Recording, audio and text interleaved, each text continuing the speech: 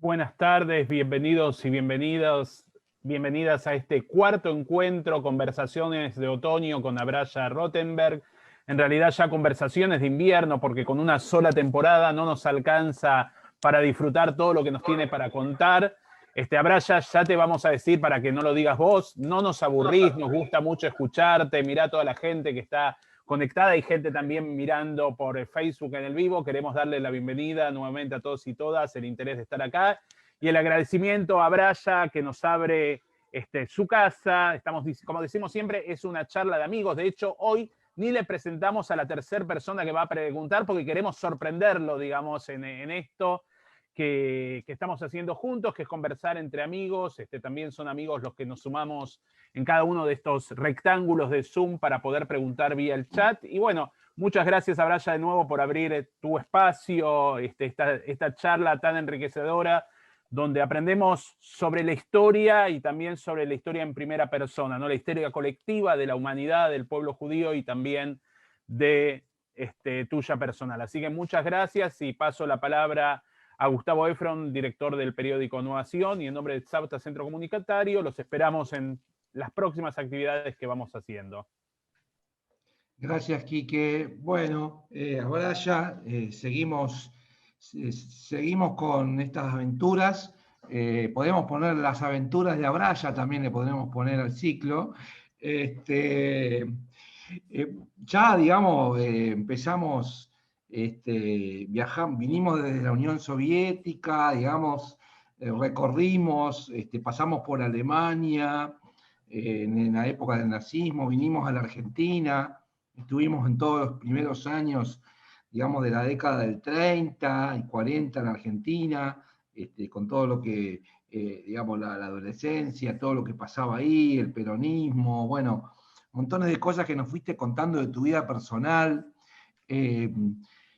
Viajamos a Israel con vos a la creación del Estado. Es como que nos estás guiando en un viaje así, nuestra cabeza está viajando de alguna manera por todas esas vivencias y experiencias personales que tuviste, y a través de eso un poco también las vivencias de nuestros lugares en el mundo, ¿no? Distintos lugares en el mundo.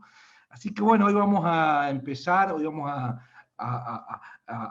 cuando volviste de Israel, y a partir del 50 son 2 décadas o más de 2 décadas, desde el 52 al 76, que hay montones de cosas, pero sí, montones de cosas, sí, montones de cosas bueno, vamos a ver cuánto alcanzamos y cuánto no hablar, porque hay tantas cosas para hablar.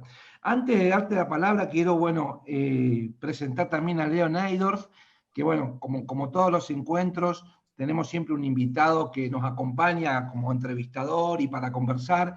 Leo es, bueno, un amigo, periodista, integrante de la mesa de redacción de Novación, y bueno, también nos acompaña en muchas de nuestras aventuras. Así que gracias Leo por integrarte hoy a estas conversaciones. Y bueno, como hacemos siempre, dicho esto, Abraya, tenés la palabra para empezar a hablar y a comentar. Bueno, buenas noches a todos. Les confieso que me resulta no fácil hablar sobre este tema de hoy. 25 años en Buenos Aires, del año 51 al año 76, de un gobierno surgido de un golpe militar, aunque elegido en elecciones libres, el de Perón, a un gobierno que terminó un ciclo trágico de la Argentina en el año 1976, el 24 de marzo.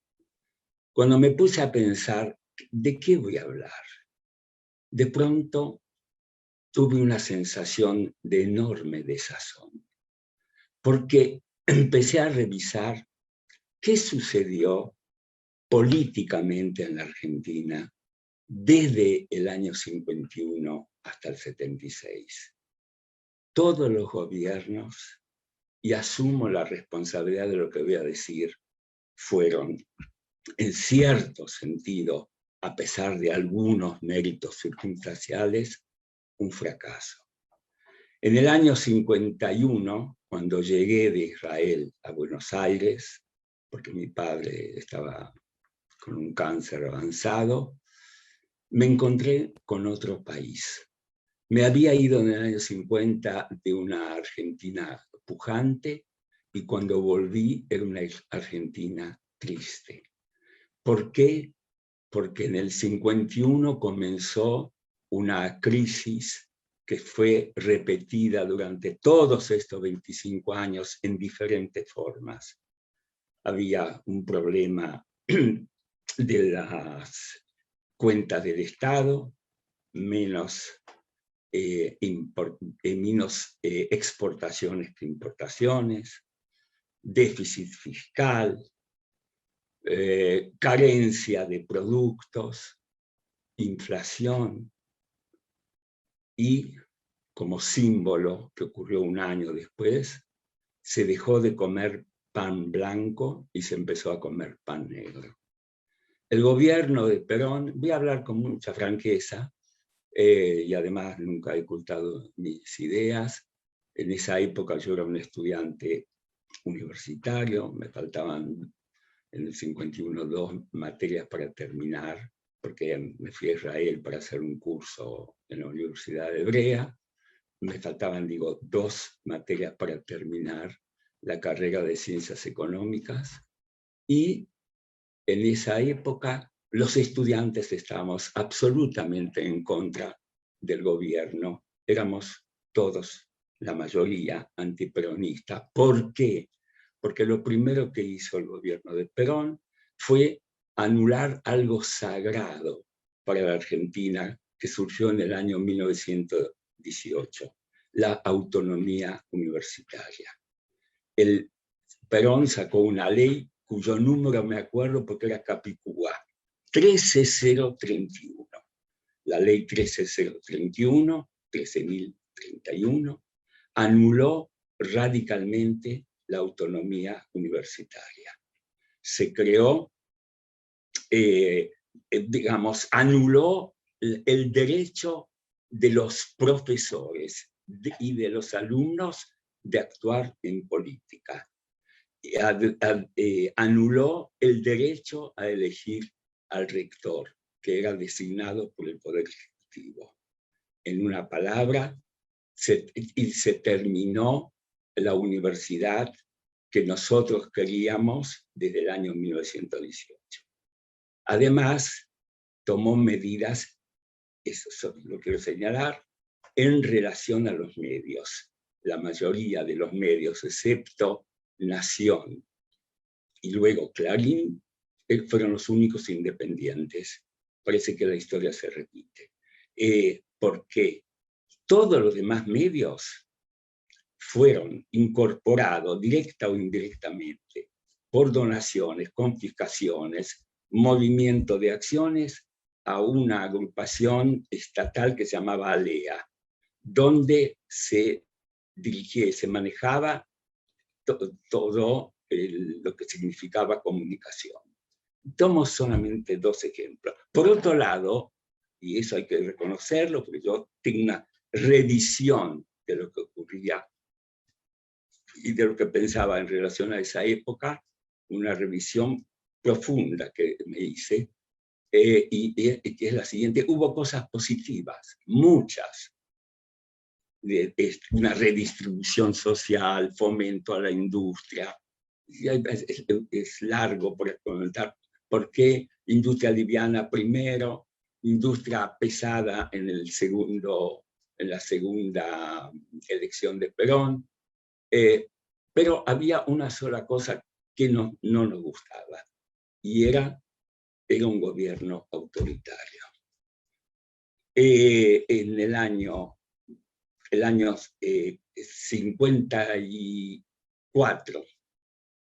52, terminó Perón, sí, 46, 52, sí, Perón terminó su mandato, fue reelegido, la segunda reelección trajo la acentuación de los problemas de la Argentina y surgió el golpe militar de lo que se llamó la Revolución Libertadora, al cuyo frente estuvo primero Leonardo, un señor militar derechista, ultraderechista, duró poco.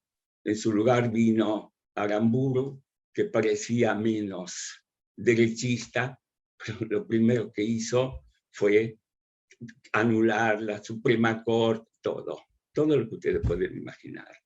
Yo recuerdo, digo, ¿cómo podíamos vivir una situación de opresión tal? Porque bajo Perón se vivía con miedo, pero bajo la Revolución Libertadora, los que éramos antiperonistas no nos dábamos cuenta de las barbaridades que se hicieron. La supresión de los derechos elementales, la violencia, siempre hubo violencia.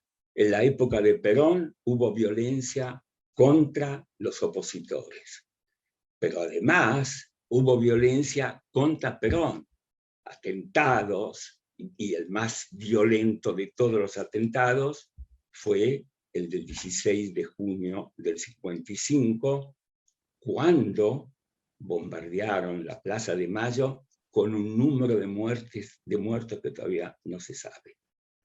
Y eso no lo entendíamos nosotros como algo que no era normal, que era terrible, y lo naturalizábamos. Después de Aramburu, que fue un gobierno francamente dictatorial y torpe, y además donde la violencia llegó también a niveles inaceptables, no solamente por el fusilamiento del general Valle, que se sublevó, sino también por los asesinatos que denunció Rodolfo Walsh en la Operación Masacre, en los terrenos, no me acuerdo si era Villa Lugano, creo, se mató a gente, pero sin juicio, sin nada. Terrible violencia la de esa época. Después, y lo hago rápido, ¿quién vino? Después de... El tema principal que vivía la Argentina en ese momento era la prohibición de nombrar, no de nombrar al partido peronista o a los peronistas y a Perón, que estaba exiliado. Me parece que era todo lo que se hizo mirado hoy era absurdo. ¿Cómo podés no visualizar algo que está a tu lado y existe? Y ese fue, si reconocer o no reconocer a los peronistas, el de la esencia del conflicto que tuvo Frondizi, que fue elegido a través de un pacto con Perón, y que eso el ejército no se lo perdonó. No se lo perdonó, pero Frondizi, a quien conocí y admiré, creo que fue el tipo más que tenía un plan en la cabeza, pero cometió un error, como ocurre muchas veces acá, como ocurrió con Menem, que dijo que si decía lo que iba a cuáles eran sus planes verdaderos, nadie lo iba a votar. Frondizi escribió un libro que se hizo famoso, que se llamaba Petróleo y Política, donde defendía la idea de que el petróleo tenía que ser un monopolio estatal. Cuando subió al gobierno, lo primero que hizo fue una licitación para que empresas extranjeras tuvieran el derecho a explotar el petróleo argentino. Yo creo que no está mal eso, pero en esa época los prejuicios y las cosas sagradas y su contradicción su contradicción, le trajeron muchos problemas, tal vez así, para decirlo con Frank, que le dieron, porque el ejército, para los que son muy jóvenes, el ejército era protagonista de la vida argentina, era el cuarto, el quinto poder en esa época. Entonces, disculpen que se hace un poco largo esto, pero necesito contar cómo era el escenario donde vivimos. A Frondizi le dieron un golpe de Estado, digamos, no sangriento, lo detuvieron y nombraron al general, su vicepresidente, Guido presidente.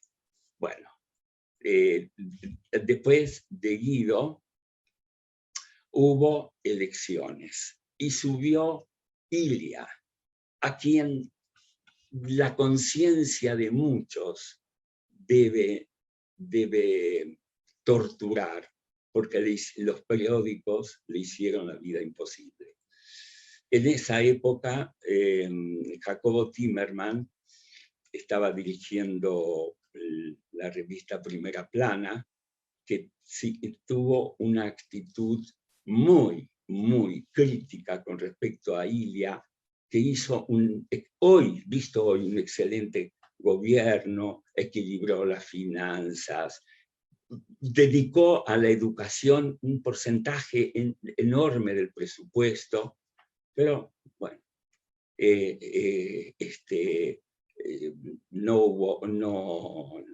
no pudo continuar mucho tiempo porque Ilia, ¿por qué? Porque se creó un clima contra él y uno de los militares que tenía ambiciones presidenciales, el general Onganía, subió al gobierno nuevamente, tuvimos un gobierno militar terriblemente duro, que anuló todo derecho ciudadano, desapareció la Corte Suprema, nada, un dictador pleno, y además con muchos, con represiones. Recuerden la noche de los lápices, me olvidé cómo se llamaba, contra los estudiantes.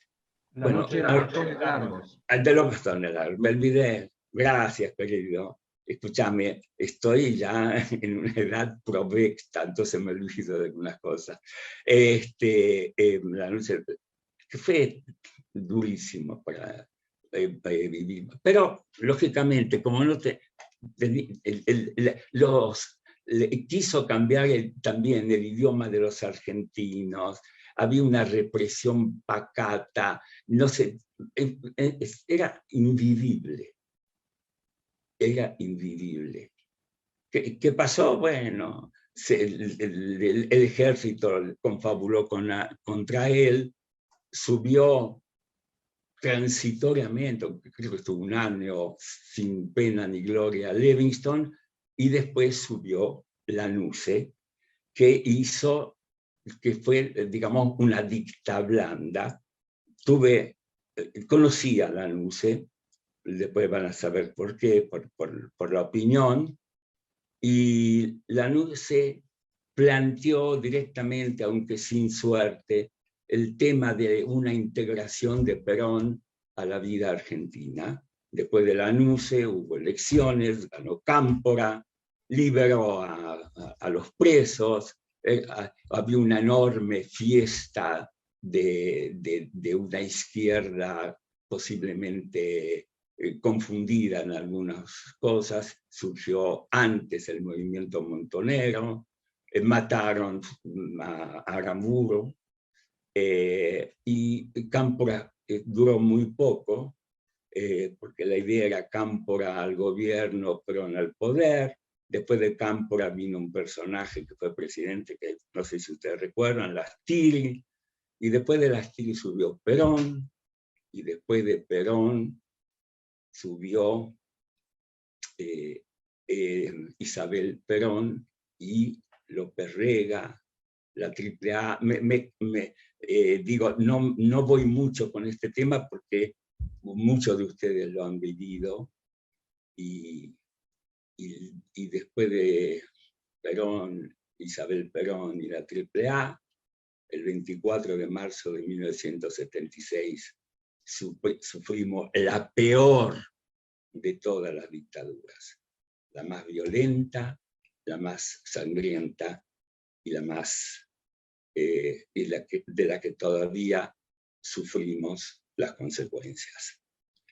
Este es el escenario en que yo llegué a Buenos Aires en abril, creo, de 1951, y comencé a vivir estos 25 años de dolor, de terror, de abusos, de riquezas absolutamente inmediatas, incomprensibles, pero no de soluciones verdaderas sobre los problemas que tiene un país riquísimo y al mismo tiempo incapaz de encauzarse.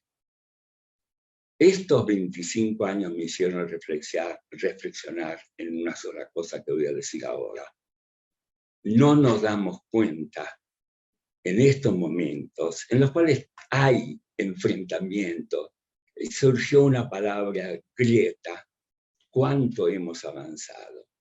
¿Cuánta sangre hubo en estos 25 años? Nos peleamos ahora, discutimos, pero por suerte, y espero que no cambie, que esa violencia que tuvimos antes, tenemos otro tipo de violencia, pero esa de enfrentamiento, de ejércitos que se apoderan de gobiernos, esa violencia no la tenemos. Bueno, este es el escenario. Ahora voy a tomar un poco de agua y les voy a dejar que ustedes me pregunten lo que quieran. Hola, Abraya, buenas noches. Bueno, yo soy Leo Naidorf. Sí. Un gusto. Bueno, un gusto a todos, ¿no? Buenas noches, aprovecho y saludo a todos. No te escucho. No te escucho. ¿No se escucha bien? No. A ver, habla más lento. ¿Cómo? Acércate más el micrófono si podés. A ver, ahí un poco más. Sí, ahora está mejor. Bárbaro. Abraya, nuestro país tiene, por lo menos desde los momentos de la Revolución de Mayo en adelante, quizás antes también, una historia muy violenta, ¿no? Una historia de relación entre política y violencia muy metida, muy metida en nuestro pueblo, digamos. Sin embargo, el periodo que vos contás, y corregime porque evidentemente yo lo percibo más desde una perspectiva histórica que desde la vivencia, es particularmente violento, ¿no?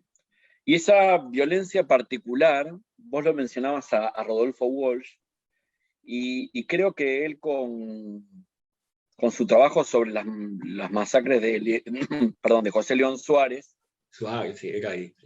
Y luego con el asesinato del abogado Satanowski, sí, digamos, son pequeñas historias que dan cuenta, digamos, si se quiere, de un modo más Foucaultiano, ¿no? Digamos, más ramificado, de cómo la violencia no era solamente la histórica, la tradicional, de un gobierno militar que por la fuerza toma el poder, sino una forma permanente y extendida en la sociedad. La pregunta tiene que ver con si esta lectura se vivía así en ese momento o fue necesario esta reconstrucción periodística por un lado e histórica después para tomar dimensión de lo que se estaba construyendo, que probablemente fue el preludio de la dictadura del 76 al 83. Bueno, para entender esto, quiero ser breve para contestarte.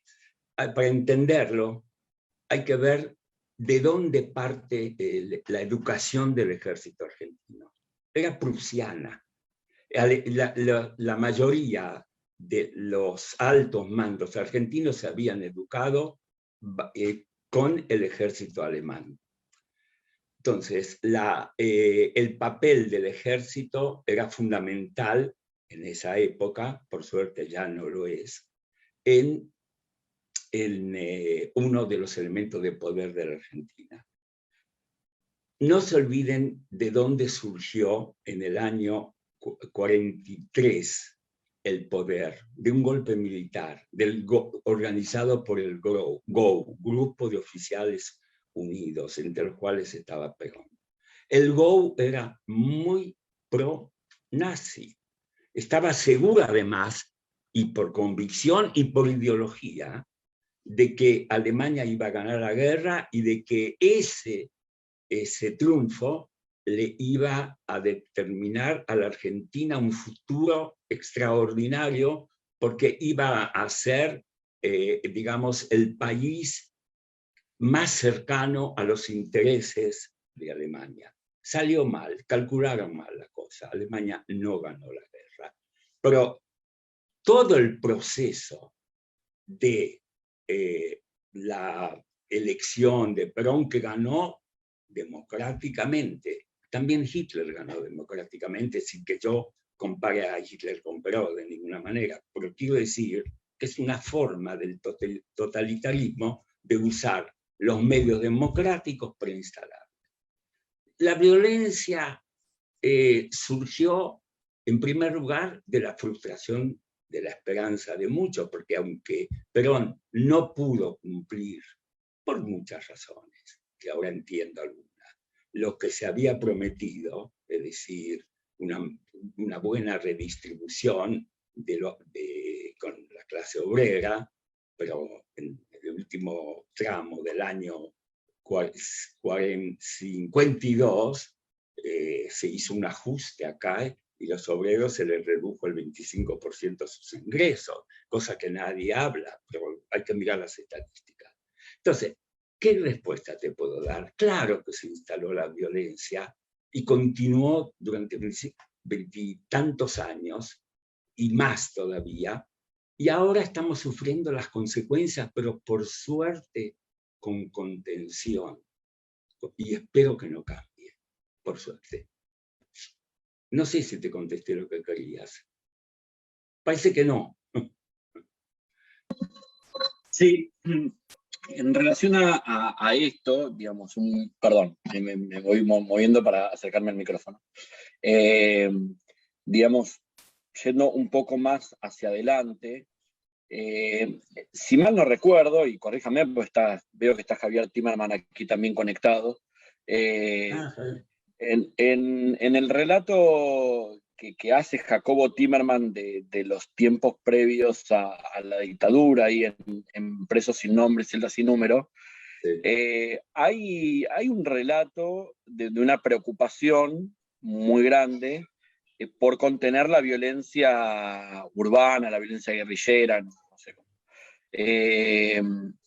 Entendiendo que frente a un gobierno desdibujado, como era el de María Estela Martínez y López Rega, probablemente la aparición de los militares prometía cierto orden.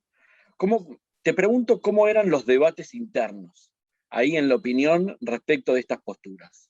¿Vos creés que te voy a contestar eso? No, querido. Los debates, bueno, es una broma. Mira, yo te voy a decir lo que yo recuerdo y siento. En los relatos argentinos, nadie estuvo en la Plaza de Mayo con Galtieri. Nadie. Con respecto al golpe militar, nadie quería que hubiera un golpe militar. Yo te aseguro que en esa época, en todos los círculos, se deseaba y se quería que vinieran los militares para terminar con esa pesadilla que fue el gobierno de Isabel Perón con López Rega. Cuando naturalizábamos la muerte de mucha gente, y casi era una... ¿Sabes a quién mataron hoy? Recuerdo, cuando murió, lo mataron a Ricciere Frondizi, y decimos, ah, Ricciardo Frondizi, qué buen tipo. Entonces, era necesario, y los únicos que podían hacerlo eran los militares. Claro, nadie pensaba que iba a venir Videla, que era el mejor de todos, y todos los violentos asesinos y represores que dominaron el país durante 6 años. Nadie quería este tipo de gobierno militar. Se quería un gobierno militar que cambiara la historia de la Argentina para bien, la cambió para mal. Ahora ya que estamos hablando de la opinión, quería que nos cuentes un poco esta experiencia, digamos, de primero, digamos, con Primera Plana, confirmado, y la opinión, ¿no? Esa experiencia periodística, o ese transitar, digamos, que terminó en una experiencia pionera y fascinante, que bueno, hizo escuela en el periodismo, y hoy por hoy el periodismo no puede pensarse si no es a través de ese tránsito. Bueno, vos formaste parte justamente de la fundación de estos periódicos. Es una experiencia privilegiada para nosotros que nos puedas contar. Primero quiero contar algunas cosas de Jacobo Timerman. Yo conocí a mucha gente inteligente y brillante en mi vida, de verdad, pero pocos con tanta percepción y con tanta profundidad como Jacobo.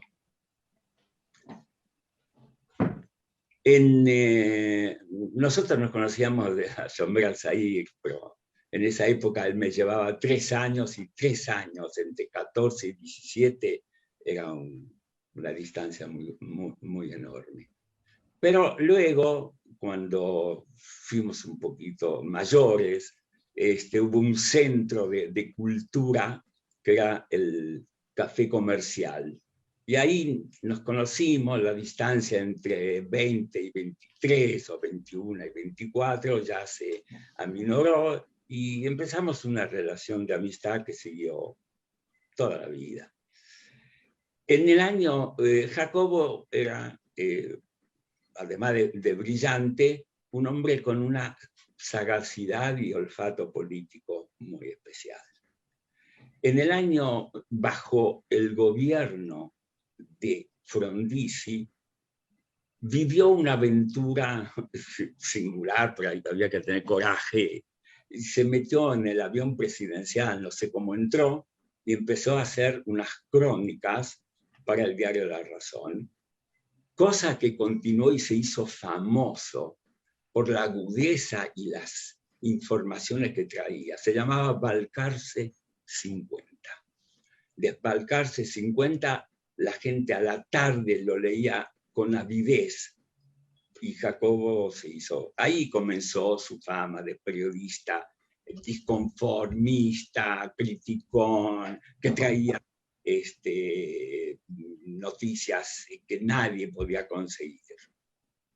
Pero él tenía escondido algo que muy poca gente tiene, y es la capacidad empresarial. Una cosa es ser un gran periodista, pero mucho más difícil es ser un empresario periodista, porque ese es un ámbito muy restringido y había que tener mucho talento para eso. Entonces, pero con ese talento organizó su primera experiencia, que fue Primera Plana.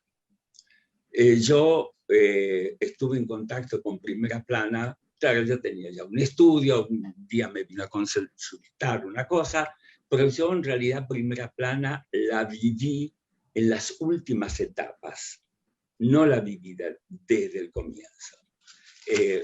De más está decir que Primera Plana marcó una época en el periodismo argentino y en la cultura argentina.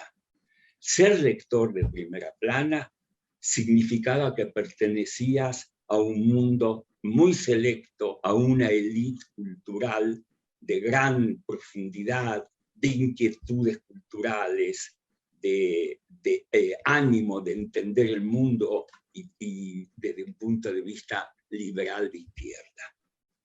Era humanista, para decir un término que me gusta más, un humanista de izquierda. Luego, bueno, una de las cosas admirables de Timerman era su capacidad de llegar a hacer lo que se había soñado y luego dejarlo. No se soportaba el éxito. Es una pena que yo lo diga, pero es así. Hacía cosas extraordinarias y luego se cansaba y lo dejaba a otro. Eso pasó con Primera Plana, luego hizo Confirmado, que no tuvo tanto éxito como Primera Plana. Pero él soñaba con un periódico. Y un día, porque esto lo voy a recordar siempre hablábamos de hay que hacer un periódico, pero ¿cuál era el problema en la Argentina de esa época? No había imprenta para hacerlo. La única que tenía vigencia y estaba siempre ocupada era la de los Alemán, donde nació Primera Plana, donde nació la ¿cómo se llama? Nueva Sion también. Íbamos caminando por la calle Florida y nos encontramos con un señor Rieheimer, que era el gerente general de la imprenta alemán. Y nos dijo que, ahí tengo una confusión, que creo que era el Buenos Aires Herald, dejaba a la imprenta alemán que estaba disponible. Y sí, ¿por qué no hace, le dijo, usted Timerman, que siempre quiso hacer un periódico, ¿por qué no hace un periódico ahí? Ahora tiene imprenta. Bueno, esa frase fue un desafío. Y a los 2 o 3 meses ya habíamos preparado un plan económico-financiero muy, muy sorprendente. Yo mismo, cuando lo terminé de hacer, de estudiar, no lo podía creer, porque con muy poco dinero se podía hacer un diario como La Opinión. No se lo voy a contar a ustedes, porque si no me van a aparecer un montón de diarios en base a esa base económica de la época. Fue, bueno, y Primera Plana fue posiblemente la aventura, primero, para mí, la aventura más profunda, más renovadora, más rejuvenecedora que tuve en mi vida, posiblemente. Y luego se basaba fundamentalmente en inteligencia. La Opinión era una suma de gente inteligente que pensaba distinto, diferente, pero que tenía algo en común: cerebro.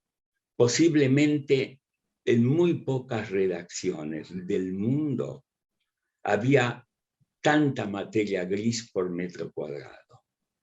¿Y cuál era el plan? El plan era el siguiente. Un periódico que tomaba pocas noticias, las más importantes, las que decidían política, económica o social y culturalmente la vida de la gente, las tomaba, las explicaba desde distintos puntos de vista y se las entregaba a sus lectores. En el fondo, creo, con el tiempo, pensé que La Opinión era una especie de revista que salía todos los días a un precio un poquito superior al de un periódico.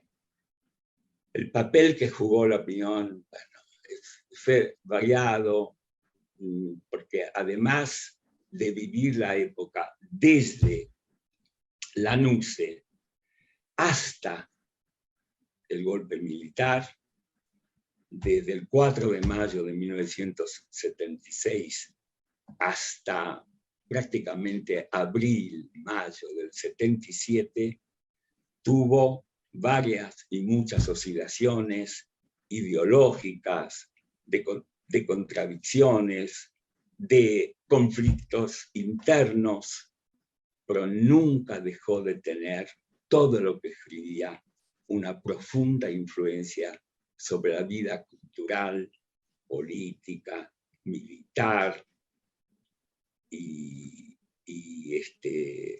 de trascendencia en la vida de la Argentina en esos años.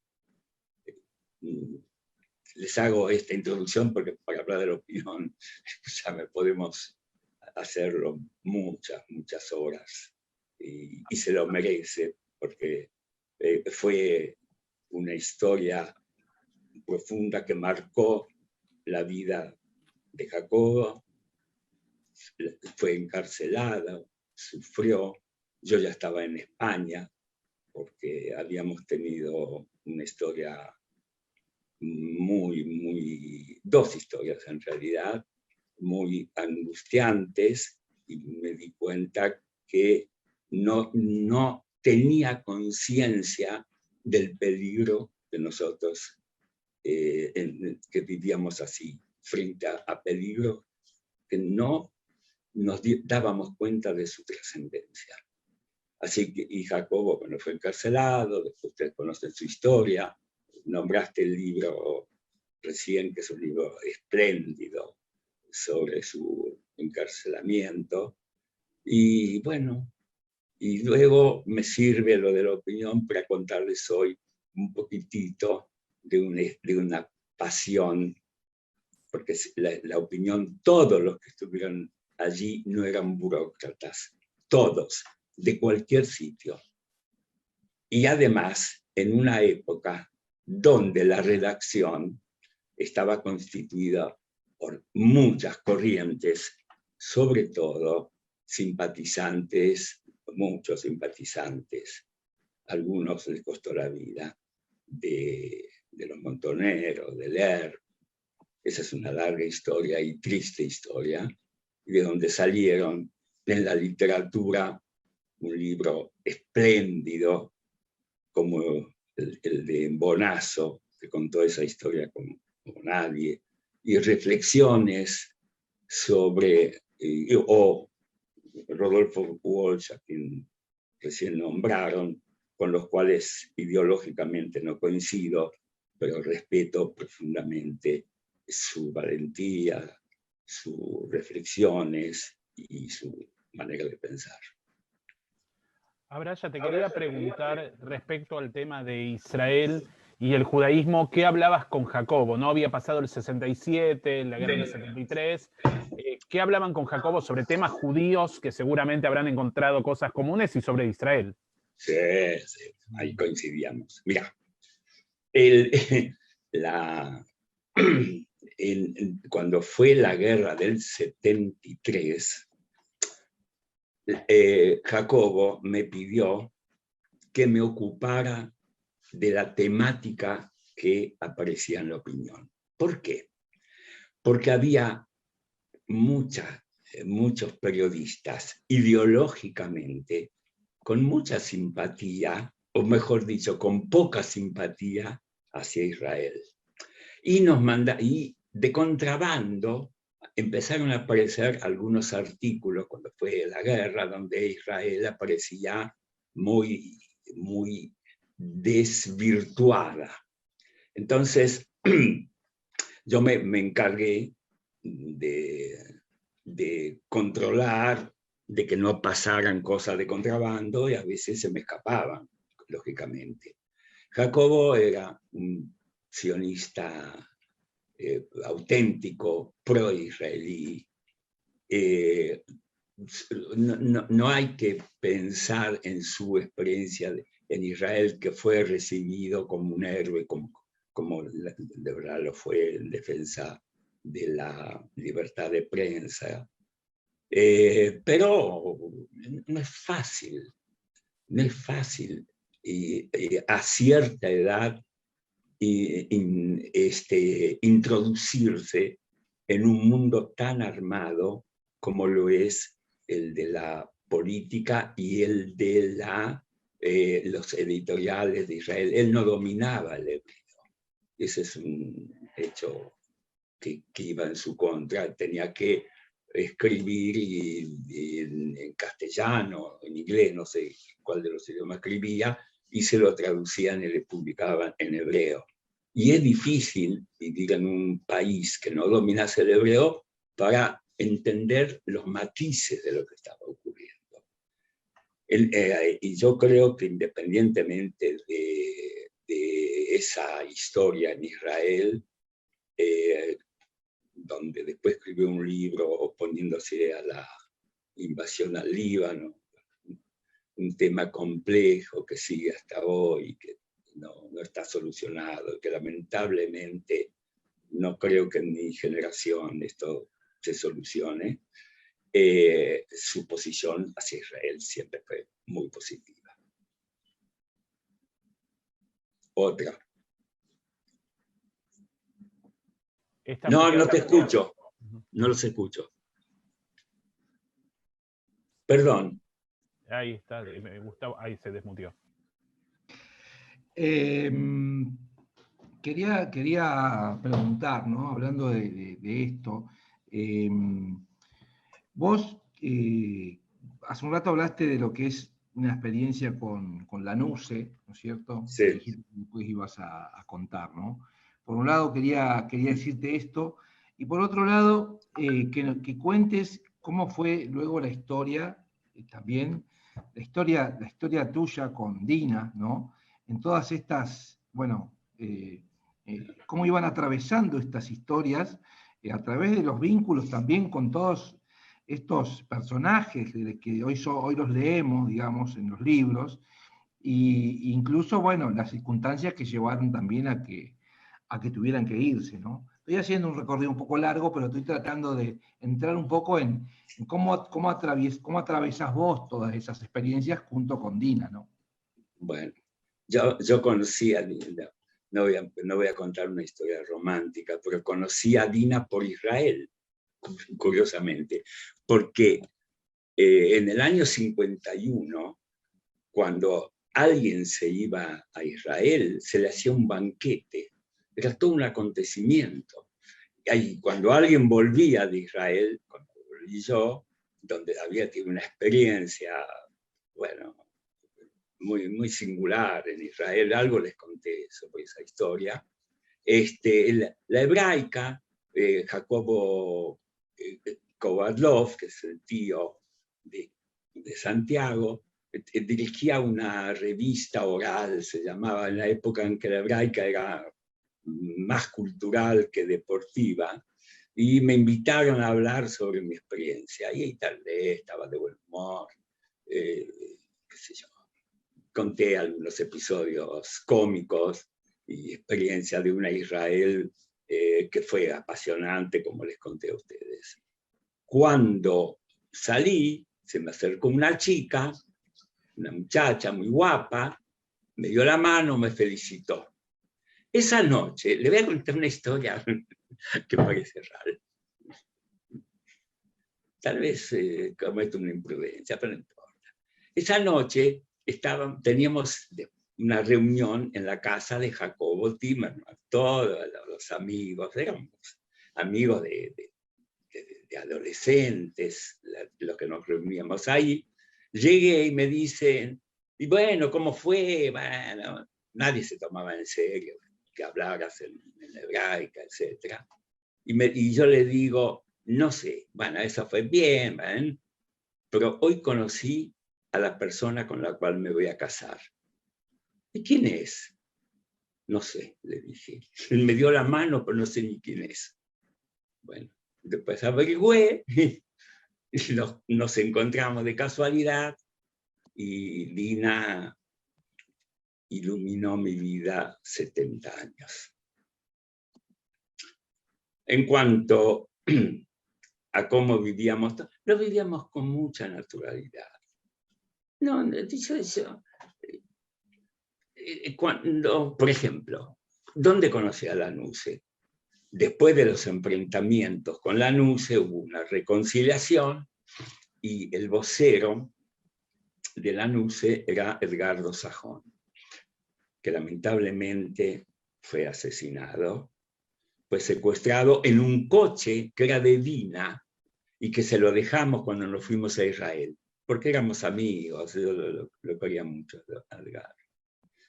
Entonces él organizó un almuerzo y fui con Jacobo porque en un momento determinado, cuando hubo una situación muy difícil en la opinión, y la voy a contar por si alguien no lo recuerda, y después sigo con esto. La opinión iba imponiéndose muy bien con sus lectores, con una posición contra el gobierno militar y contra la NUCE. Y la NUCE y Sajón y el Cholo Peco, que era un personaje famoso que dirigía toda la distribución de los diarios, estaban irritados con nosotros. Entonces, de pronto, veíamos que la opinión con esa actitud de crítica al gobierno militar, cada vez en una semana, repentinamente, de 25, 30 máximo, 1000 ejemplares que vendíamos, empezamos a vender 35, 40, 45, 50.000 ejemplares. Estamos enloquecidos.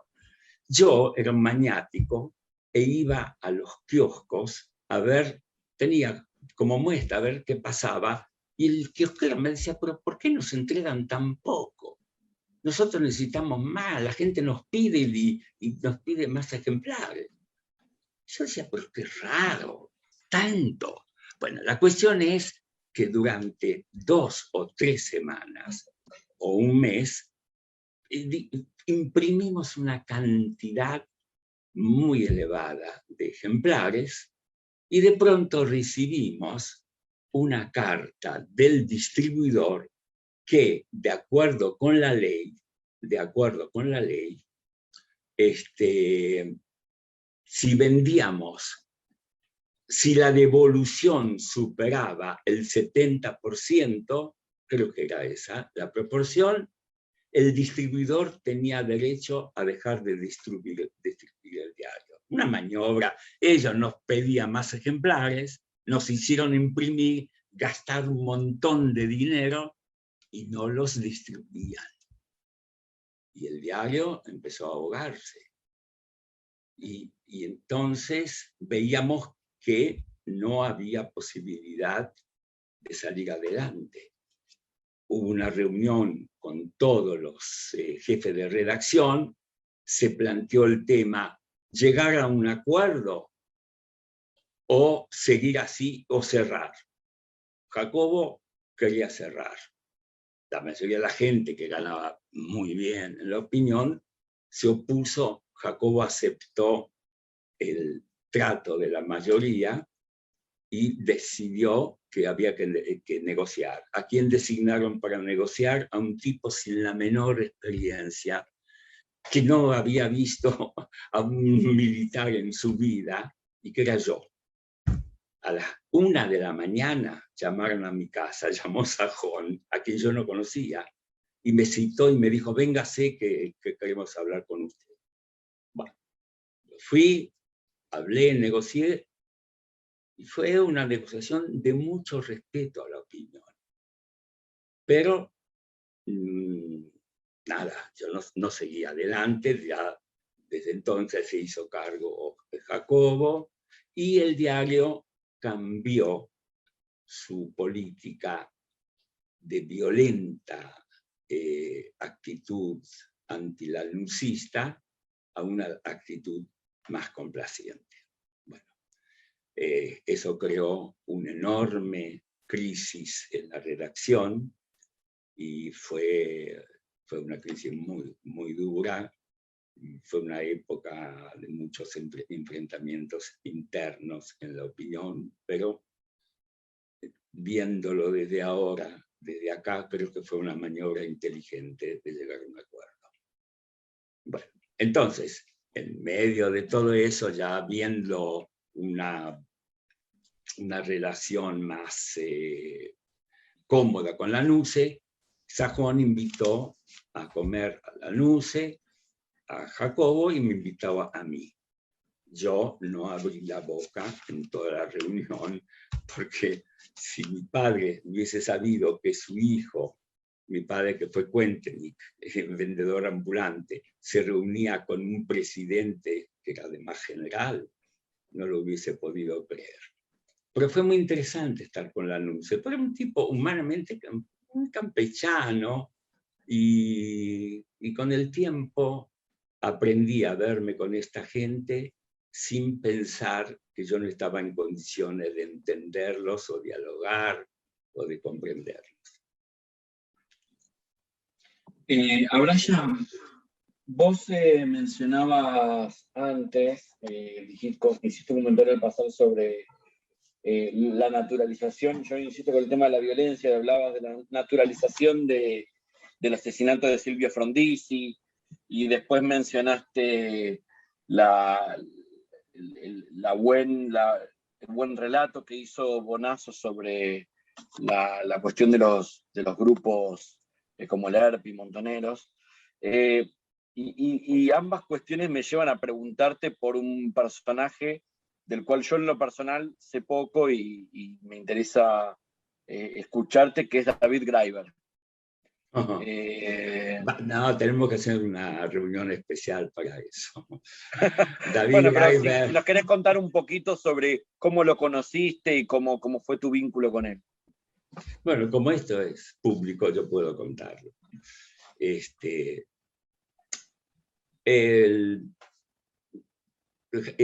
Jacobo era socio. Mirá, voy a contar una historia. Jacobo era socio, sí, porque ni me acordaba de todas estas historias, del comodoro Juan José Guiraldes, un personaje humanamente muy campechano, con el cual yo tuve una buena relación, aunque a veces tenía ciertos prejuicios con respecto a mis antepasados y a mí, de dónde proveníamos, etc.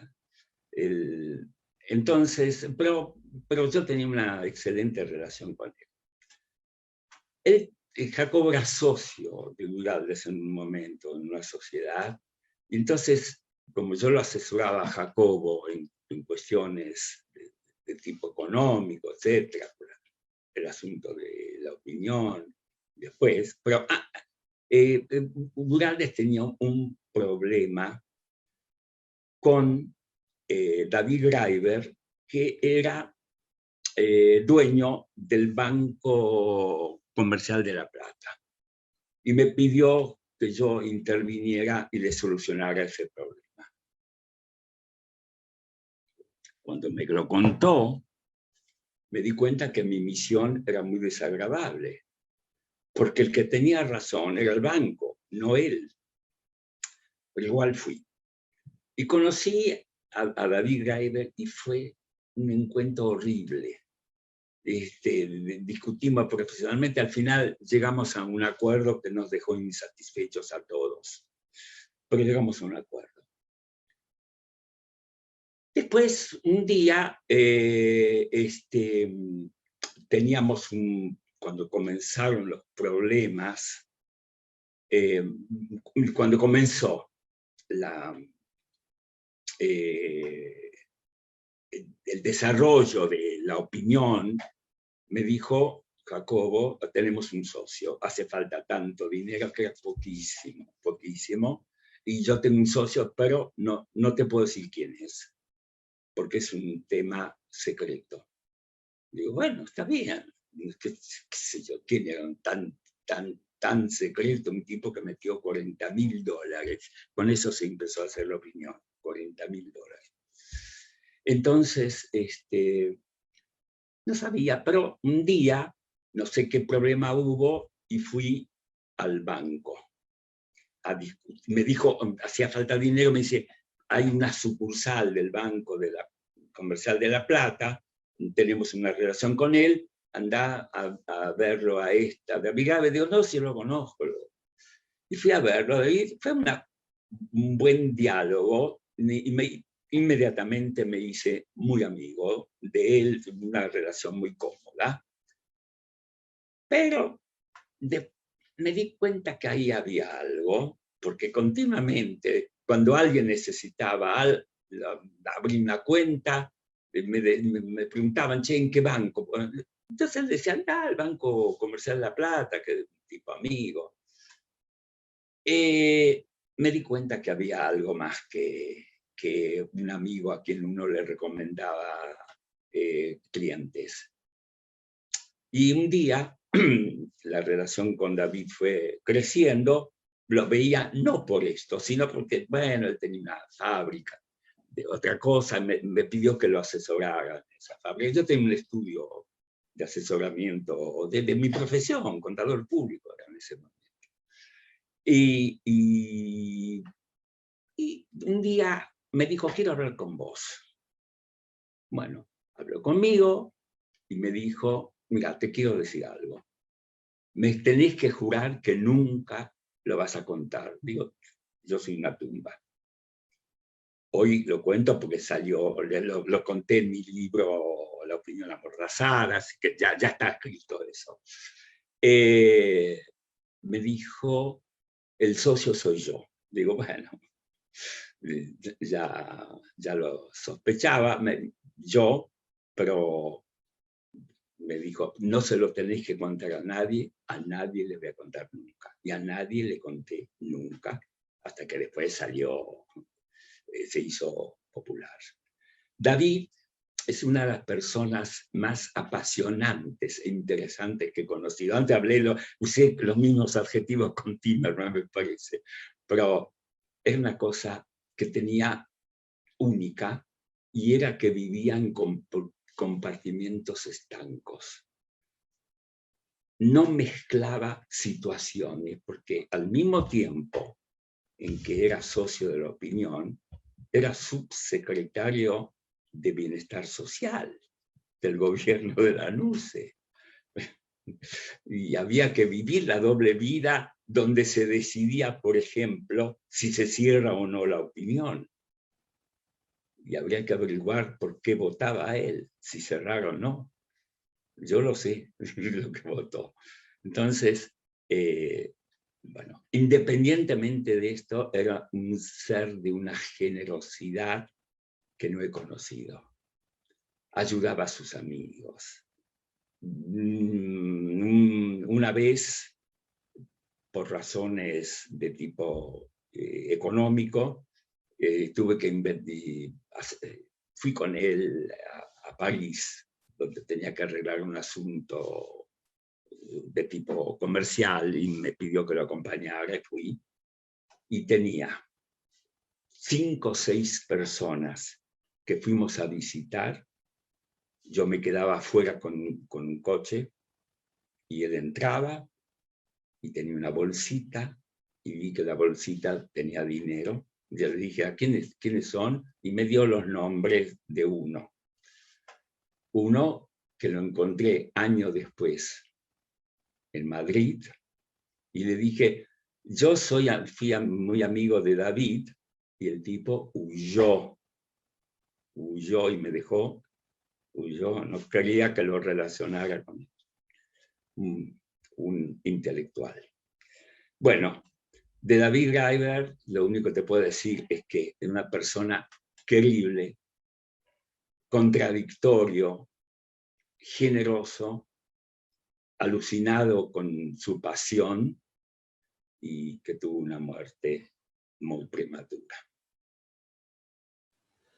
Yo te quería preguntar a Braya el tema del antisemitismo, ¿no? Que eras codiarse con esos círculos siendo judío, ¿no? Me acuerdo del traje del marinerito, que fue la experiencia que contaste antes de tu encuentro con el antisemitismo. Ahora un poquito más grande, ¿qué percibías? Bueno, depende. A ver, yo, una de las definiciones que conozco sobre el antisemitismo es que antisemita es el tipo que odia a los judíos más de lo que se merecen. Es un chiste, chicos. Odia a los judíos más de lo que se merecen. A mí nunca, nunca, con todos los que conocí, tuve discusiones sobre judaísmo.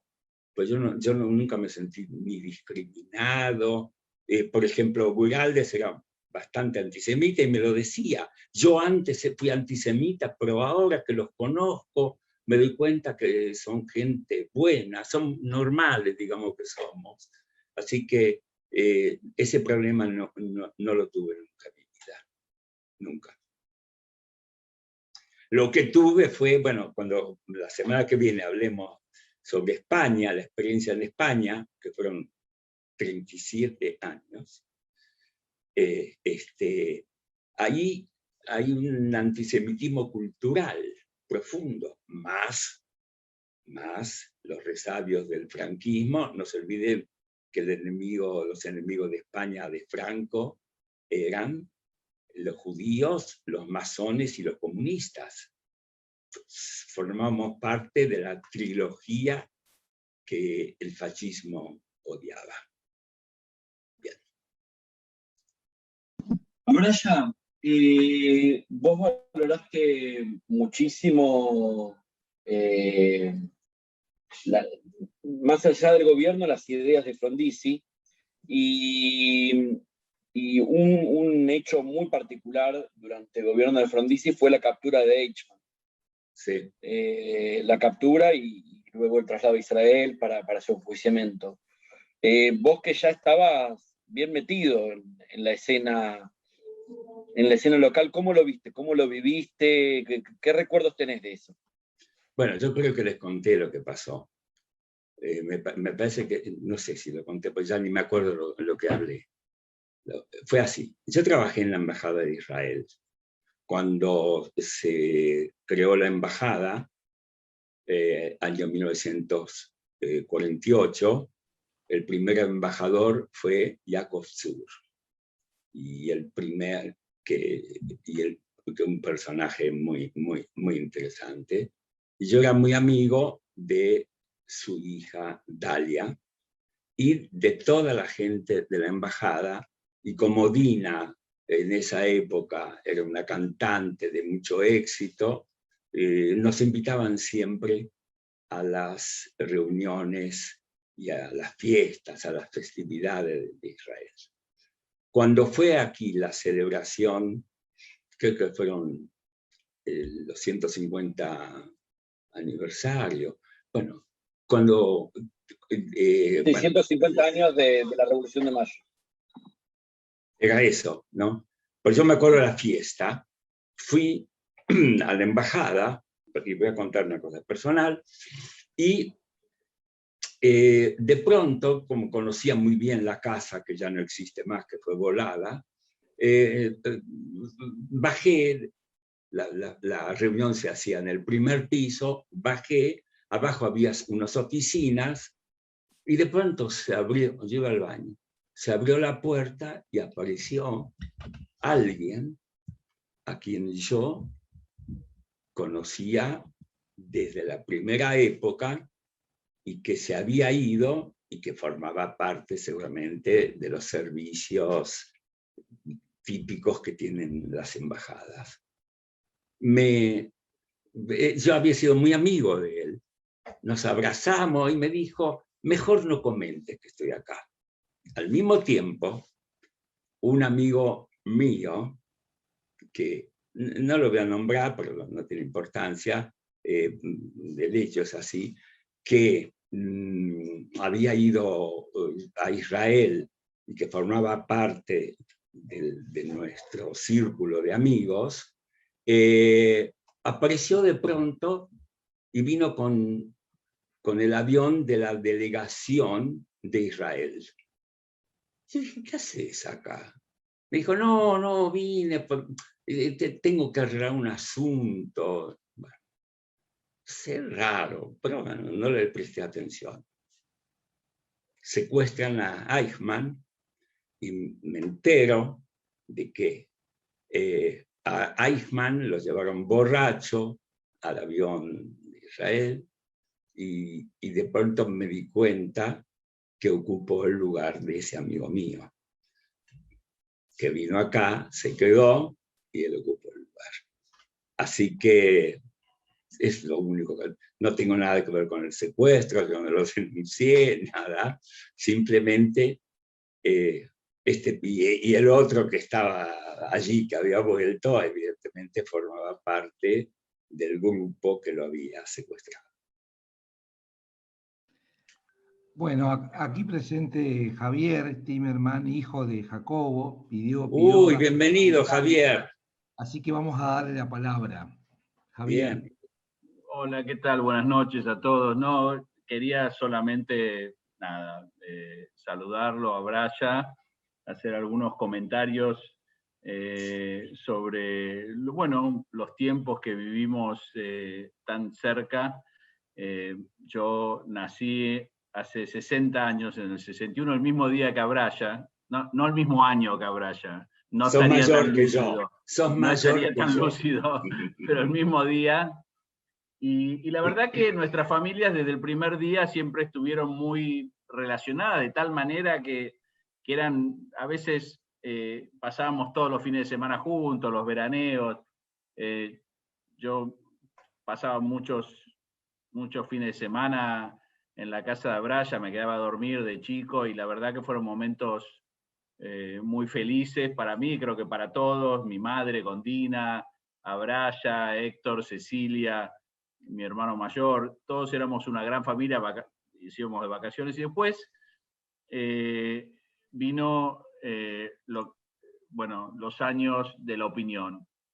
Y los años de la opinión realmente, es verdad lo que mencionaba Braya, estaban llenos de contradicciones. Yo justamente estoy comprando algunas cosas periodísticas de mi padre, como ejemplares de la opinión, compré la colección de Primera Plana, este número de la revista 7 Días de 1983, donde él habla sobre la Argentina un año antes de la democracia y menciona un poco los temas de la opinión y las contradicciones, porque era un país muy contradictorio. Entonces se apoyaba a Lanusse, se criticaba a Lanusse porque no iba a llamar a elecciones, después llamaba a elecciones, entonces se lo apoyaba. Bueno, en fin, muchas contradicciones. Pero creo que lo que yo, por lo menos como hijo de Jacobo, como amigo de Braya, lo que rescato muchísimo de esa época, y creo que es donde yo hago honor a ellos, es en la valentía que tuvieron. Yo creo que yo no lo hubiese tenido, creo que muy pocos hubieran actuado de esa manera.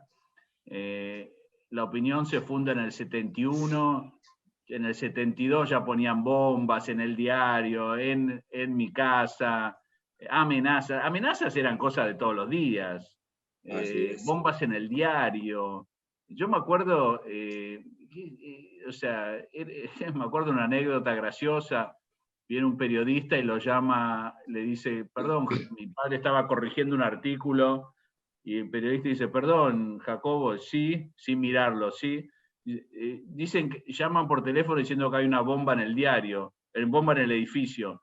Dice, dígale que ya explotó. Ese era el tipo de situaciones que se vivían y se tomaban con cierto humor, pero eran trágicas. Bueno, la época de López Rega, una violencia, pero periodistas de la opinión que aparecían acribillados, y en ese contexto tuvieron que manejar un diario, poner la cara y criticar al gobierno militar. El otro día estaba leyendo una carta abierta que escribió mi padre, que publicó en el 76 a Videla pidiéndole por la aparición de Michelini, que estaba desaparecido, un periodista del diario, exdiputado uruguayo, exiliado. Entonces, realmente a veces no hacemos conciencia, ¿no? De lo que fueron esos años, la violencia que se vivió, y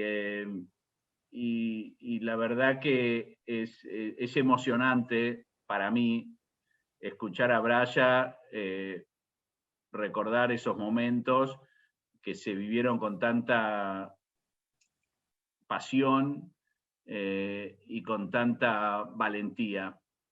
Y respecto, un comentario así al pasar, respecto a Israel, yo realmente, así como a Braya, recuerdo a mi padre siempre preocupado por Israel.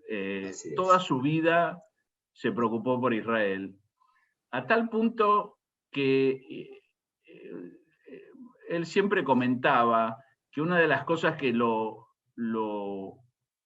volvían loco era cómo la izquierda, los sectores intelectuales de la Argentina criticaban a Israel y tenían estas posiciones antisemitas muchas veces.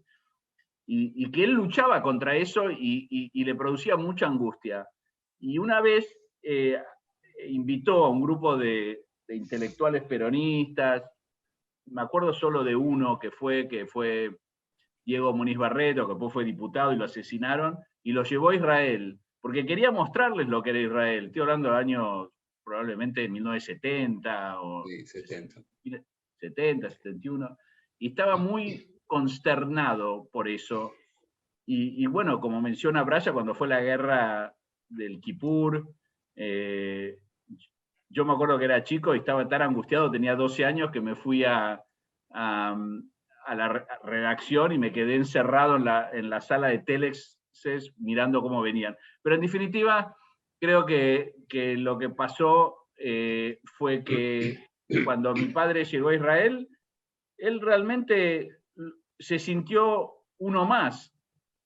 Y como tal, pensó que podía opinar de la misma manera que todos podían opinar. Y bueno, y eso no le cayó bien a muchos israelíes, y creo que fue una desilusión mutua. Mi padre, un sionista que creía que en Israel todos tenían el derecho a poder opinar, y él siempre decía, y le comentó a Amos Eilón, una vez le dijo, pero Amos, vos escribís cosas mucho peores que yo y a vos te quieren y a mí me odian, dice, porque vos no sos israelí, no naciste acá. Y esa contradicción creo que a mi padre lo enfermó. Pero bueno, nada, me encanta esta serie y a Braya te mando un fuerte abrazo y a todos ustedes, gracias por dejarme participar. Gracias. Gracias, Javier. Sí, quiero decirte algo, Javier. Me encanta que estés acá. Siento una enorme emoción porque, como se dice, yo lo vi nacer. Él no estaba en la sala de parto, pero lo conocí el día que nació. Entonces, verlo acá y verlo como una persona que ha crecido con tanta inteligencia y sensibilidad, me emociona mucho. En cuanto a lo que dijiste, Javier, yo creo que no éramos valientes, éramos irresponsables, Javier. Las cosas que nos pasaron. Mire, eso decían Dina y mi mamá, que eran irresponsables. Sí, pero éramos irresponsables. Llamaban por teléfono y yo me reía. La anécdota contada tú. Escúchame, nos asaltaron, vinieron una mañana que Dina estrenaba con Cita Rosa y la hija de Dorival Caymmi, que creo que se llama Mimi Caymmi, estrenaba en un sitio nuevo, precioso.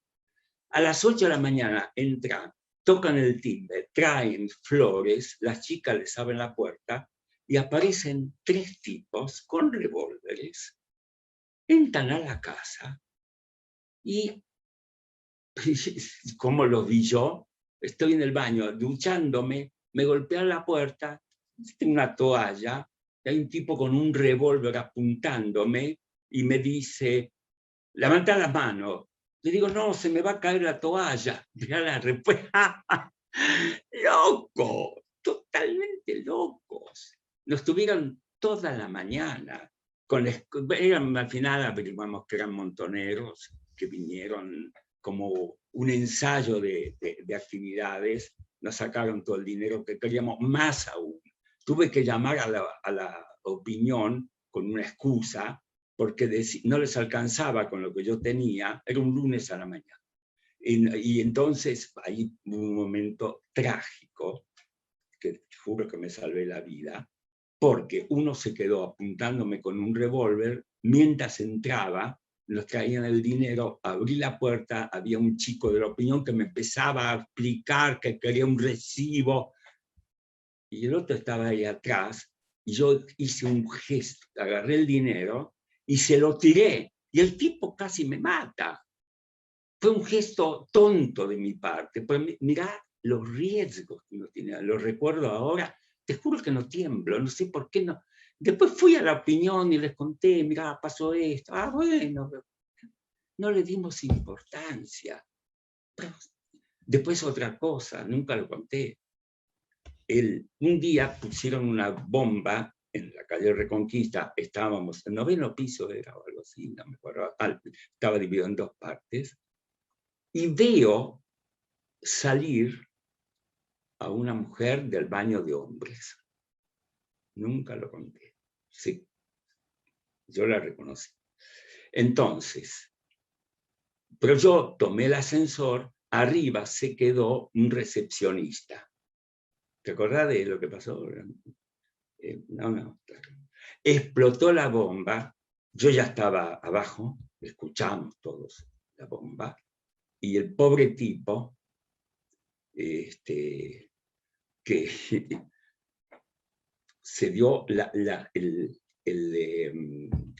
¿cómo se llama? La fuerza de la bomba, lo empujó, estuvo luego un mes en el hospital, se salvó la vida de casualidad.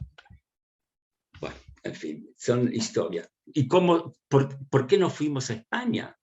Porque un amigo de él y amigo de nuestro hijo Ariel fueron a un concierto de rock el día que mataron a un comisario, que no me acuerdo cómo se llama el comisario, y cuando volvían, los dos, Medina así, volvían en un taxi, la policía los detuvo, los llevó a la comisaría, los separó a los dos, los interrogó a los dos, y Ariel dijo, yo cuento la verdad, y digo, ojalá que ¿cómo se llama?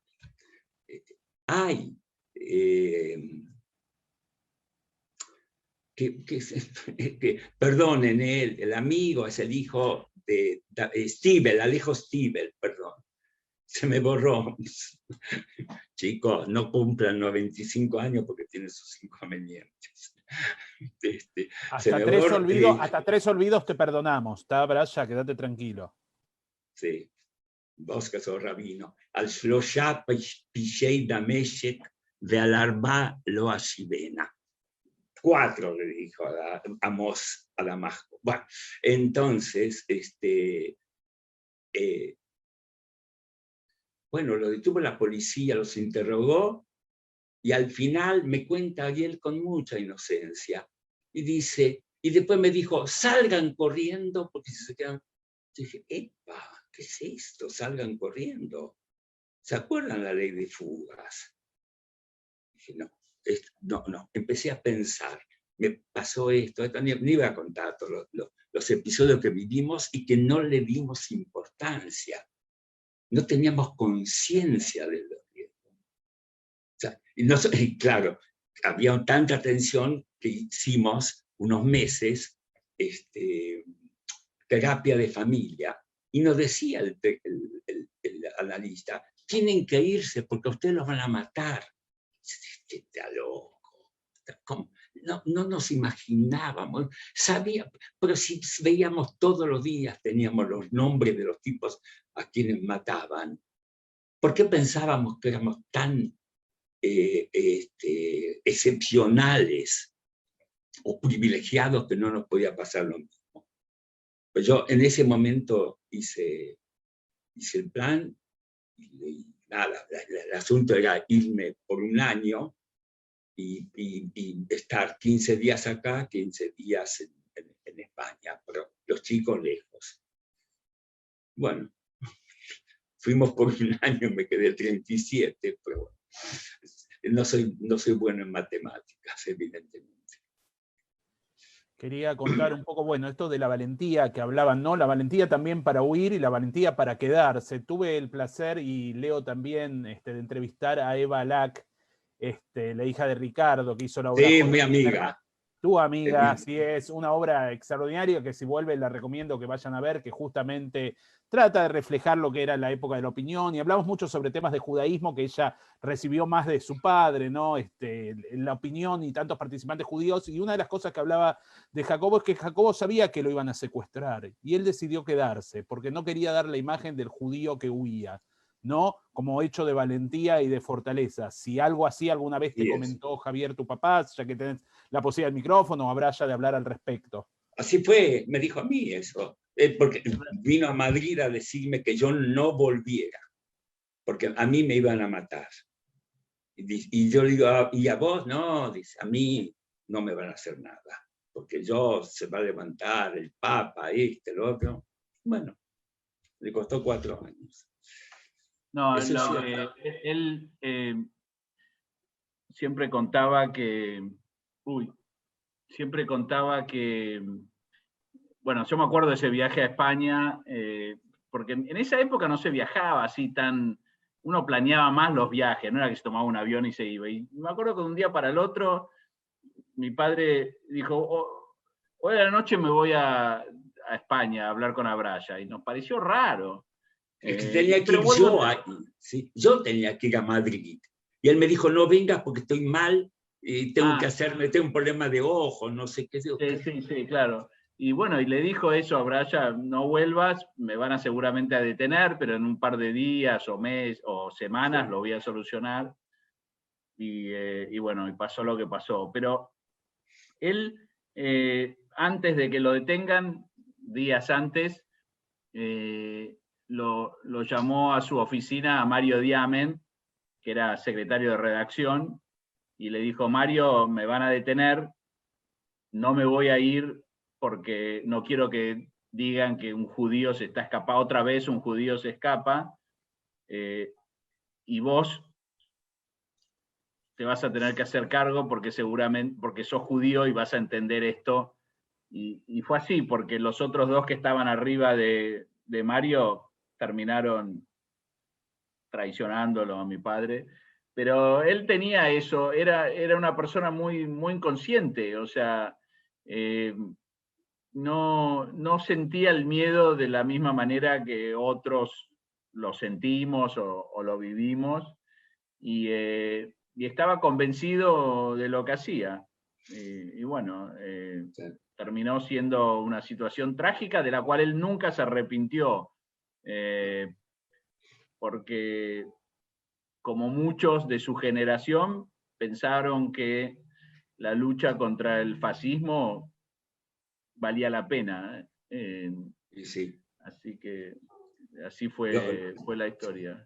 Quiero agregar que yo estaba sorprendido lo que venirse a Madrid para decirme que yo no fuera. Digo, yo digo, pero ¿por qué no querés que yo vaya? ¿Qué me va a pasar a mí distinto?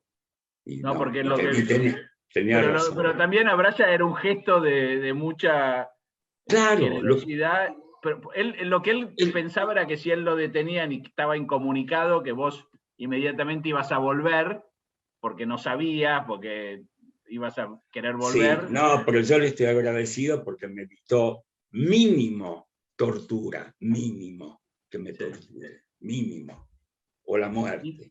Y fue, la verdad que yo lo que recuerdo de esos momentos es durante la tortura. Mi padre nunca se recuperó de los hechos de tortura en sí, y el antisemitismo que vivió en las cárceles, en los campos de concentración donde estuvo. Y bueno, la verdad que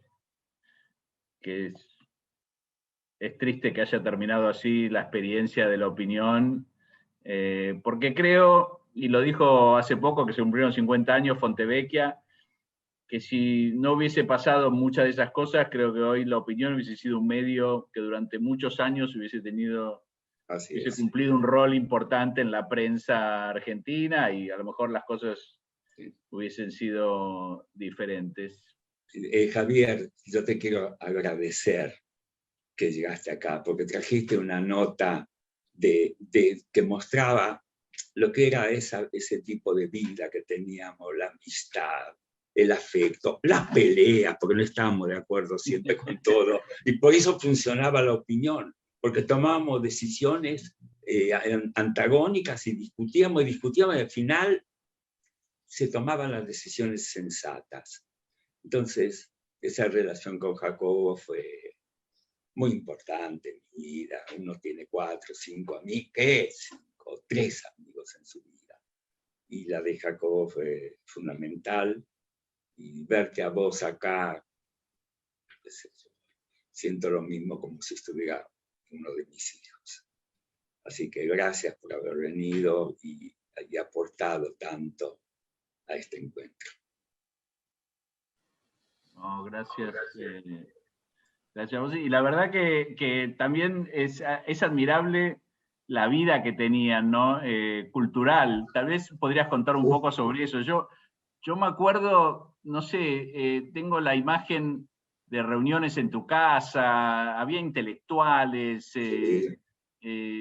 un poco, contanos un poco, si puedo, si les interesa, no sé, porque yo me quedaba, era chico, me quedaba a dormir, pero en la casa de ustedes pasaban siempre cosas, una movida cultural de los años 60 en la Argentina, muy interesante. Mira, yo me acuerdo primero, una noche con Vinicius de Moraes, que se tomó 2 botellas de whisky, 2, él solo, ahí. Pero fue una noche maravillosa, cantamos todo.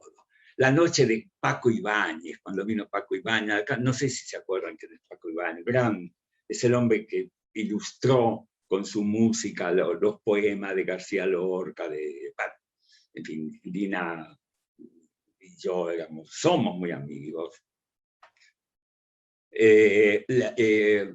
Teodorakis, unas noches, claro, son gente, vos estuviste en la noche de Teodorakis, que vino lo invitamos con toda la orquesta. No, me acuerdo de ir a ver, me acuerdo que venían esos personajes a la Argentina, y yo iba, tenía 8 años, 9 años, íbamos con Ariel, nos llevaban a ver a Paco Ibáñez, me acuerdo perfecto, a Teodorakis, no sé, eran clásicos que había que ir a ver, pero nos llevaban a nosotros, éramos chicos. Claro, pero eso es bueno. Ustedes vivieron cosas de privilegio. Es que teníamos una relación con nuestros hijos, como si fueran compañeros nuestros. Con mucha libertad, que cada uno hiciera lo que era su vocación. Y bueno, chicos, perdonen, ¿no? Pero me emociona mucho. Era una charla de amigos, y bueno, también Javier, tu papá Jacobo también es parte de nuestra institución con Nueva Sion, es parte del periódico, así que también ampliamos la mesa de amigos. Quiero sumar una palabra más también a la valentía, ¿no? Que tiene que ver con la chutzpá, ¿no? Abraya, vos que me das a mí el mote de judío, que vos sos más judío que yo, y nosotros respetamos en nuestra tradición a los mayores porque los consideramos sabios, la chutzpá como estaba en juego en todo esto, ¿no? Si querés explicar un poco también qué es la chutzpá para la gente. No, es muy difícil. Chutzpá es una mezcla de atrevido, caradura e irresponsable, ¿no? Tener una actitud de libertad, además, pero exagerada, digamos, ¿no? Aunque ninguna libertad es exagerada, pero un tipo que actúa con chutzpá actúa sin limitarse ni considerar contra quién actúa.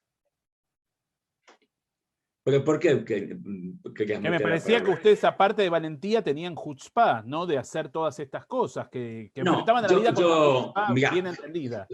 No, había una diferencia. Jacobo era una persona muy segura de sí mismo. Y yo soy hamletiano hasta hoy. Dudo siempre, repienso las cosas. No. solamente en algunos momentos me lanzo, así como me lancé a la opinión, dejé mi estudio, abandoné todo porque fue un amor senil. Los viejos, si se enamoran, son muy irresponsables. Me enamoré de una cosa nueva, no nueva, siempre estuve cerca de la cosa de editorial, pero fue apasionante. Nunca voy a olvidar la noche del 4 de mayo de 1971, cuando salió el primer número de La Opinión. Lo tuvimos en la mano. Es como asistir a un parto. Es tan emocionante ver nacer un medio nuevo. Eso lo viví con Confirmado, con Nuevación y con La Opinión. Y son momentos para mí inolvidables. Tanto como cuando nació Cecilia y Ariel, hijos, aunque no era el padre, pero era un tío de esos diarios. Hay una pregunta que preguntan por la pintura que tenés, que hay atrás tuyo, preguntan si es Timerman, pero No se pasa. ¿Sabés lo que es ese cuadro, Javier? Ese cuadro... Yo no pregunté. No, una pregunta en el público. No, porque es un cuadro que pintó Proto Botana, el hijo de Botana, del director de Crítica. Entonces lo pintó, a tu papá no le gustó mucho, porque a mí me pintó como Don Quijote y a tu papá como Sancho. Y eso le molestó, pero me dijo, llévatelo vos. No, me lo hizo para mí, pues yo era muy amigo de él. Y es un recuerdo, y ahí lo tengo. Hablando del tema del antisemitismo, hubo casos, digamos, vos nombraste al caso Satanowski, luego el caso Sirota, digamos, capaz que el antisemitismo que vos no percibías en general, pero se vio en algunos casos. ¿Qué recordás de esto? No, el caso Satanowski lo seguí mucho, porque el caso Satanowski mostró dos cosas. Primero, lo mandó a matar el general 40, que después lo declararon que era inocente y lo nombraron embajador en Bélgica, creo, en Bélgica. Pero ese caso reveló otra cosa. ¿Dónde habían estado las acciones de la razón? Primero habían estado, se las había regalado alguien. No, se las habían sacado en la época de Perón a los Peralta Ramos. Y alguien del staff económico, no me acuerdo su nombre, sí me acuerdo, Miranda, el economista, se la regaló a Evita. Luego, yo no tengo claro por qué lo tenía Satanowski. ¿Por qué? Porque evidentemente cuando subió Onganía, le devolvieron a los Peralta Ramos las acciones. Ahora, ¿por qué lo mataron a Satanowski? Querían las acciones, querían nuevamente. ¿Quiénes querían? 40 era el director de la CIDE, y siempre los servicios secretos en el país jugaron un papel oscuro, y hay cosas que ocurrieron y no sabemos por qué ni quiénes fueron. Así que lo de Satanowski, y justamente Rodolfo Bolso escribió un magnífico librito sobre toda la historia de Satanowski, la reveló. No me acuerdo, sí, lo leí por hace muchos años, no me acuerdo bien del detalle. Chicos, me parece que ya hemos hablado, sí, son las 9:10, esto era... Llegué con preocupación porque era un tema largo. hay que hacer un curso de varios años y con diploma. Lo que acá surge es imprevisible, es espontáneo. Lo que ha surgido acá fue extraordinario, ¿no? O sea, Sí. con No, esta no sabés conversación, cómo digamos, me alegro. Javier, Sí, me alegro, me hace muy feliz compartir esto con Javier. Mucho, mucho, mucho. Me siento no como si estuviera con Jacobo, pero cerca. Yo, la verdad, Braya, bueno, agradezco también a Enrique y a Gustavo por la iniciativa, pero como decía recién Javier, es impresionante porque gran parte de lo que vos comentaste hoy ya es la historia nuestra, ¿no? La historia nuestra como país, pero contada por vos en primera persona.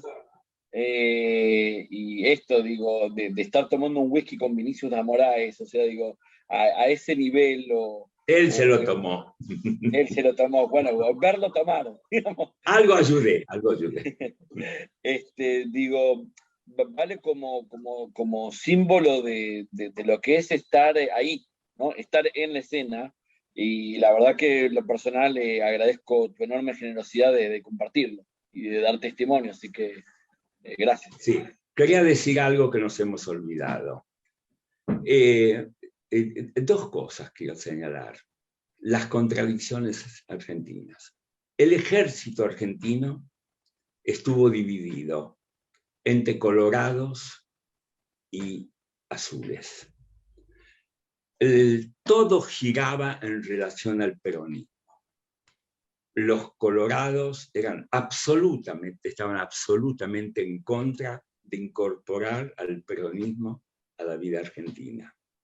Los azules consideraban que había que abrirle un sitio a algo que existía, que era el peronismo, que era una fuerza. Eso ocurrió en la época, sobre todo llegó a un clímax, y después hubo muertes, hubo muchos encuentros bélicos entre colorados y azules, pero no voy a hablar de eso ahora, sino que en la época de Frondizi quiso instrumentar esa política. Permitió que hubieran elecciones y se presentaran los peronistas. Y cuando ganaron los peronistas, ganaron la provincia de Buenos Aires y un montón de provincias, no solamente que no reconocieron eso, sino que anularon, primero lo echaron a Frondizi y les hicieron que Guido anulara las elecciones. Lo más curioso de todo esto es que una vez que sube Onganía, que era el representante de los abiertos azules, implementa la política de los colorados de persecución cruel a los peronistas. ¿Quién entiende la política argentina? Se pasa de bando, eso ocurrió, no es que lo estoy inventando. El jefe militar de los azules, el hombre dispuesto a cambiar la política argentina reconociendo la existencia del peronismo como fuerza legal, cuando gana las elecciones, los elimina y da un golpe de Estado imponiendo la política de los rojos, de sus enemigos. Eso es. Y el otro no me acuerdo que iba a contar otra historia de contradicciones. Bueno, ahora ya, acá ha habido tantos mensajes que es imposible leer todos, pero la palabra que más leo así en un pantallazo es maravilloso, maravilla. Porque bueno, por lo que se provocó acá, por la emoción, lo dicen en relación a Javier, no a mí. Por lo que se generó acá, por la emoción, digamos, creo que hoy fue el día, por lo menos me parece, de los días que más te has emocionado, y eso se transmite, y bueno, y sobre todo lo que estoy leyendo de los participantes es el privilegio, digamos, la oportunidad de poder compartir este momento realmente con vos. Hay un agradecimiento que tenemos todos y que es lo que estoy interpretando también de todos los mensajes, que además te los vamos a transmitir, como siempre, te los vamos a reenviar para que veas en nombre de cada uno de los que también han dado acá la devolución a todo esto que vos nos estás dando. Así que bueno, nos vamos despidiendo porque ya va llegando a la hora de cenar, y ahora ya se va a tomar un whisky. Seguramente, un whiskycito, eso seguro. En memoria de Vinicio de Moraes. Exacto. Hoy te hicimos trabajar extra, Abraya, horario Con extra. mucho placer. Me dio mucho placer tenerlo a Javier acá acompañándonos, de verdad. Mucho. Así que bueno, gracias Leo por haber aceptado y venir a hacer tu aporte, digamos, muy bueno, valioso como periodista. Gracias Javier por esta sorpresa, Quique también. Y bueno, nos estamos viendo la semana que viene, vamos, como dijo Abraya, son 37 años, o sea, tenés otro tanto para contar de España. Y nos queda un último encuentro luego, en el cual vamos a hacer una especie de revival o todas las cosas que que quedaron en el tintero, digamos, de todos estos encuentros, y que va a haber oportunidad también para que la gente escriba, mande mensajes escritos con preguntas, ¿no es cierto?, para el último encuentro que va a ser el final. Así que bueno, muchísimas gracias a todos, y como siempre, la última palabra la tiene Abraya. Se la cedo a Javier, que él se despida. Es un visitante ilustre. Adelante. La verdad que fue una extraordinaria idea esta de hacer estas charlas, porque no es, o sea, porque son testimonios que son imperdibles de escuchar, la historia de Abraya y de su familia, y para mí también es muy importante porque la verdad que yo me he quedado un poco solo, ¿no?, a raíz de la muerte de Héctor y de mi hermano mayor, y bueno, con los Rothenberg, que son una especie de familia que nos conocemos, y es muy importante para mí compartir estos momentos con Abraya o con Ariel o Cecilia, y nada, gracias por organizar esto y por permitirme participar. Un placer. Buenas noches. Buenas noches a todos. Comparto la vista de galería para que todos demos un fuerte aplauso en agradecimiento. Chao. Buenas noches.